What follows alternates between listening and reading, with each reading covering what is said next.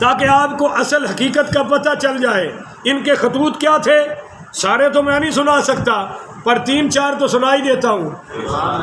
یہ سنیے، پہلا خط لکھا، بسم اللہ الرحمن الرحیم، للحسین ابن علی من سلیمان ابن سرد۔ یہ خط سلیمان ابن سرد کی طرف سے ہے، والمسیب ابن نجیہ، مسیب ابن نجیہ کی طرف سے ہے، ورفاعت ابن شداد، رفاع ابن شداد کی طرف سے ہے، وحبیب ابن مظاہر، اور یہ حبیب ابن مظاہر کی طرف سے ہے، وشیعتہ من المؤمنین والمسلمین، من المؤمنین، مومنین مومنین، ستے رہو میرے تے پرچہ کرانا ہے، من المؤمنین والمسلمین۔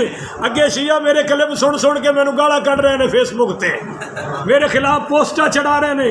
میں کیا بادشاہ تسی تے اپنے امام بارگاہ وچ صحابہ نو بھوکن تو بعد نہیں آ رہے، میں تے صرف اپنے مسلک تے دلائل دیتے نے، اور ہر خطیب نو اپنی مسجد وچ اپنے مسلک بیان کرن تو کوئی نہیں روک سکتا۔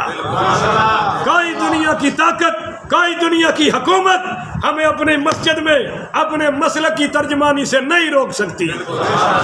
اس لیے ہم اپنے مسلک کی صداقت کا پرچم بلند کرتے رہیں گے۔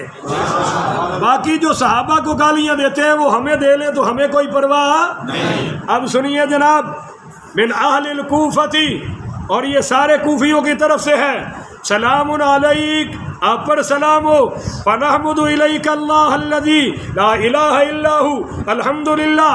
آگے میں خط کا ترجمہ نہیں کروں گا کیونکہ یہ حضرت امیر معاویہ کے خلاف لکھا گیا ہے، میں ترجمہ نہیں کروں گا، پر خط پڑھوں گا تاکہ علماء میرا بیان سنیں گے تو سمجھ جائیں گے کہ یہ خط لکھنے والے قاتل مولا علی کے تھے، دشمن سیدنا معاویہ کے تھے۔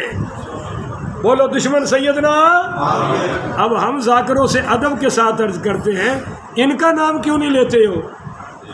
نہیں سمجھتے ہو؟ دکھاؤ نا کہ مجلس میں کبھی فرعون کے خلاف بات ہوئی ہو، کبھی ابو لہب کے خلاف بات ہوئی ہو، کبھی ابو جہل کے خلاف، جب بھی بات ہوگی ابو بکر صدیق کے خلاف بات ہوگی۔ اور میں کہتا ہوں ان کا نام کیوں نہیں لیتے جن کا میں لے رہا ہوں، جنہوں نے خط لکھے، ان کو کیوں چھپاتے ہو؟ کہیں ایسا تو نہیں کہ کوئی ان سے لائن مل گئی ہے جناب کی، کیونکہ یہ بھی دشمن معاویہ اور تم بھی دشمن ہے، تو یہ حضرت امیر معاویہ کو گالیاں لکھی گئی ہیں، اس لیے میں ترجمہ نہیں کر رہا، عربی عبارت سنا رہا ہوں۔ فالحمدللہ الذی قسم عدوک الجبار العنید الذی انتزع علی هذه الامة فابتداها وامرها وغضبها فیعها وتعمر عليها بغیر ردا منها ثم قتل خيارها استقبى شرارها وجعل مال الله دولة بين جابرتها واغنيائها فبعدا له كما بعدت ثمود انه ليس علينا امام فاقبل لعل الله ان يجمعنا بك على الحق۔ اے امام، حضرت معاویہ پر بھونکنے کے بعد انہوں نے لکھا، اے امام ہم منتشر ہو چکے ہیں، ہم ٹکڑے ٹکڑے ہو چکے ہیں، فاقبل، آئیے ہمارے پاس، لعل الله ان يجمعنا بك على الحق، آپ کے حق دستے پرست پر اللہ ہمیں جمع کر دے گا۔ آ جاؤ۔ والنعمان بن بشیر فی القصر العمارتی، ہمارا گورنر نعمان بن بشیر ہے، بولیے۔ یہ تو محب اہل بیت تھا، محب اہل، مگر وہ کیا کہہ رہے ہیں کہ لسنا نجتمع معه فی جمعۃ، ہم اس کے پیچھے جمعہ نہیں پڑھتے۔ اب سمجھ آ رہی ہے خط لکھنے والے کون ہیں، کہ ہم ان کے پیچھے جمعہ نہیں پڑھتے۔ پتہ چلا پیچھے جمعہ نہ پڑھنا یہ کوفیاں دا کام ہے، نمازیاں دا کام ہے۔ ہاں وہ کہہ رہے ہیں ہم پیچھے جمعہ نہیں پڑھتے۔ اور سنیے، ولا نخرج معه الى عید، اور ہم ان کے پیچھے عید بھی، ولو قد بلغنا انك قد اقبلت الینا اخرجناه حتى نحلقه بالشام ان شاء اللہ، والسلام ورحمۃ اللہ علیہ۔ آپ آ جائیے، ہم آپ کے ہاتھ پر انشاءاللہ بیعت کر کے اس کو شام کی طرف دھکیل دیں گے اور آپ کی حکومت کا سکہ قائم کریں گے۔ یہ خط لکھا جی۔ دوسرا خط، اب ایک آدمی کو بھیجا، اس کا نام تھا عبداللہ بن ارجی، بولیے عبداللہ بن اور عمار ابن عبید سلولی، اس کو انہوں نے 150 خط دیے. کتنے جی؟ اب دوسرا خط سنیں. بسم اللہ الرحمن الرحیم لحسین ابن علی من شیعتہ. یہ خط ہے امام حسین کی طرف من شیعتہ، شیعوں کی طرف سے، من المومنین والمسلمین. ہم چونکہ مومنین ہیں اور ہم آج بھی انہوں نے اپنا نام ہی رکھا ہوا ہے. اچھا جی. ولا رعیا لہم فی غیرک فالعجل العجل والسلام علیک. جلدی روانہ ہو جائیے، ہم سب آپ کی انتظار میں ہیں اور سب کی رائے آپ ہی کے اوپر ہے. جلدی کیجیے، آ جائیے، ہمارے دل اور آنکھیں آپ کی راہ میں ہیں.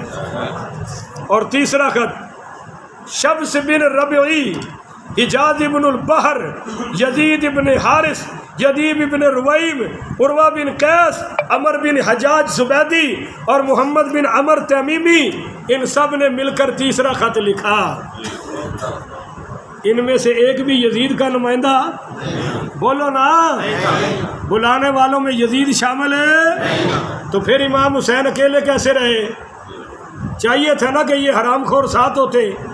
یہ جنہوں نے خط لکھ کے بلایا، ان کو امام حسین نے بہادر سمجھا جو بزدل نکلے، اپنا سمجھا جو بیکانے نکلے، باغیرت سمجھا جو بے غیرت نکلے، ان کو بہادر سمجھا جو بزدل نکلے.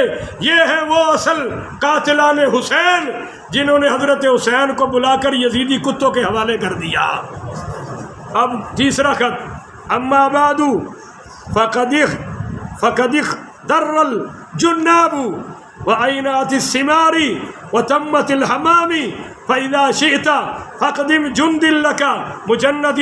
کہ کوفہ کے نواحی یعنی گرد و پیش کے علاقے سرسبز شاداب ہو چکے ہیں، پھل پک چکے ہیں، چشمے جھلک رہے ہیں. آپ جب چاہیں تشریف لے آئیں، ہم سب آپ کے لشکر میں شامل ہونے کو تیار ہیں. اب جب یہ سارے خطوط امام علی مقام امام حسین ابن علی پڑھی رضی اللہ تعالی عنہ کی پاس پہنچے تو پھر آپ نے جوابی ایک خط لکھا. کہو نا ذرا سبحان اللہ. جوابی خط لکھا، جس میں فرمایا بسم اللہ الرحمن الرحیم من حسین ابن علی الی الملأ من المؤمنین والمسلمین اما بعد.